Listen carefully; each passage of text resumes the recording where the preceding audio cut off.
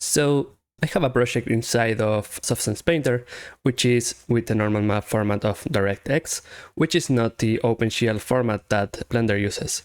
So maybe you downloaded a material or a texture from the internet, which is in DirectX, and you want to use it inside of Blender, then you might get some issues with the normal map. In this demo project, I have two texts, one which is supposed to be indented in the model and one which is a bump. So maybe we can see the normal map of this on here.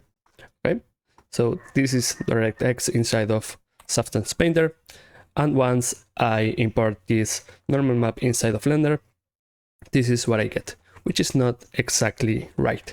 As you can see, the bump doesn't quite look like a bump, it looks more like an indentation, and the indentation is a bit the other way around, but it also looks a bit weird.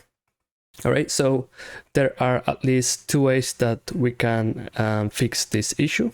First thing, we can take the normal image texture, and we are going to search for a separate color. Alright, and this is basically going to take the image and separate it on each channel, red, green, and blue.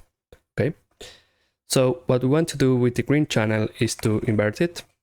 So invert color, and now what we want to do is to join or combine the color.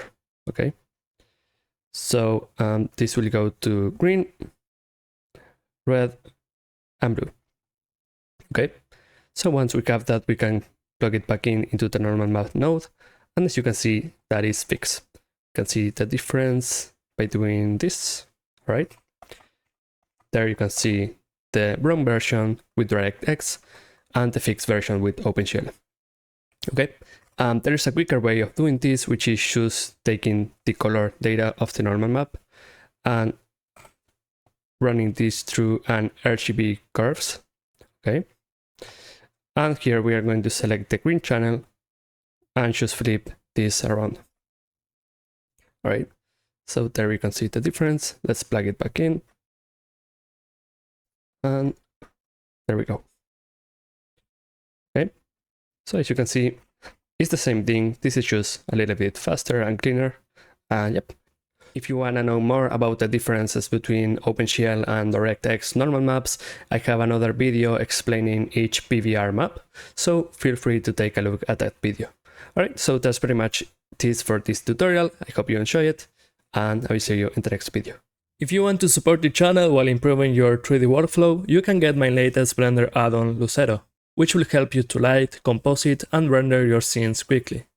Check the link in the description for an exclusive 20% discount. If you want to learn something new, feel free to check my courses. I have courses to help you become a great pixel artist or to teach you how to make stylized game textures for your models. Check the links in the description for an exclusive discount. Thanks.